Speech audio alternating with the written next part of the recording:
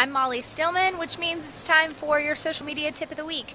Last week we finished up our Back to Basics series with LinkedIn, and I'm going to get back into those Back to the Basics series in the next couple weeks. But somebody contacted me and had a question, and this is actually a question I get a lot. So I figured I might start inserting some frequently asked question videos in between my Back to Basics series, if you will.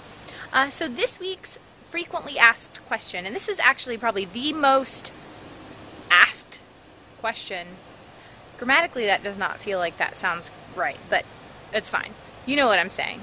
The question that gets asked the most is, how do I get more followers?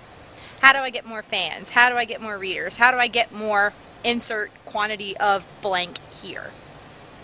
And the truth of the matter is that there is no one way, and I'm really sorry to disappoint you. There's really not a way. The fact of the matter is that if you follow a couple basic principles, for the most part, they will come. If your content is original, quality, if it's interesting, if it's genuine, if it's honest, if it's funny, if it is insert positive adjective here, your readers, your followers, your fans, your likes, your shares, all that stuff is going to come. It might not be as fast as we all want it. Like, sure, we all want to be like Coca-Cola and have a bazillion, likes on Facebook or something like that. But at the end of the day, just because you have a bazillion likes doesn't mean that you're converting those people, or that's quality content. Just because you have 80,000 followers on Twitter doesn't mean that those 80,000 people are all people that are invested in your brand. If you're putting out content that you are proud of and that you want to share, the people that you want to be connected to and you want to be an advocate for your brand will come. It doesn't happen overnight, but it does happen. The biggest thing I can say to, avoid not getting followers or fans or connections or something like that is trying to be like somebody else, or trying to put out content that is like somebody else's.